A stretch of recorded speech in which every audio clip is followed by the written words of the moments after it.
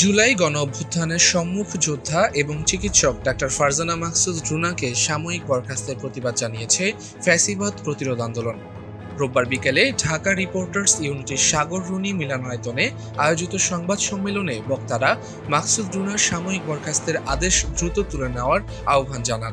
আমি যেহেতু কিছু স্বৈরাচারী দুঃশাসনের বিরুদ্ধে কথা বলেছিলাম, সেই জন্য আমি আজকে নতুন কর্তৃপক্ষের আমি আক্রোশ এবং ব্যক্তিগত আক্রোশ এবং রোষানলের শিকার হয়ে আমি আজ 15 মে আমি চাকরি থেকে আমাকে সাময়িকভাবে বরখাস্ত করা হয়। আমি অননুমোদিত ছুটি নিয়েছি, আমি ইররেগুলার, আমি প্রত্যেকটা জিনিসের কথা বলছি যে এটা মিথ্যা বানোয়াট এবং এটা প্রত্যেকটা একটা সাজানো নাটক। সংবাদ সম্মেলনে বিএনপি চেয়ারপারসনের উপদেষ্টা হাবিবুর রহমান হাবিব বলেন, একজন সংগ্রামী নারী চিকিৎসক ও মানবাধিকার কর্মীর বিরুদ্ধে এ ধরনের সিদ্ধান্ত গণতন্ত্র ও মানবাধিকার পরিপন্থী। তাকে স্বৈরাচারী ফ্যাসিস্ট সরকারের কায়দায় অন্যায়ভাবে বরখাস্ত করা ঠিক হয়নি।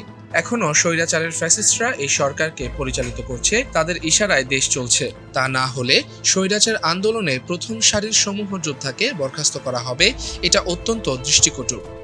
ফ্যাসিবাদ প্রতিরোধ আন্দোলনের সভাপতি মোহাম্মদ অলিদ বিন সিদ্দিক তালুকদার ডাক্তার ফারজানা মাহসুদ রুনার বরখাস্তের ঘটনায় গভীর উদ্বেগ প্রকাশ করেন এবং অবিলম্বে এই সিদ্ধান্ত বাতিল করে তাকে পুনরায় স্বপদে বহাল করে কাজে যোগদানের সুযোগ দেওয়ার আহ্বান জানান।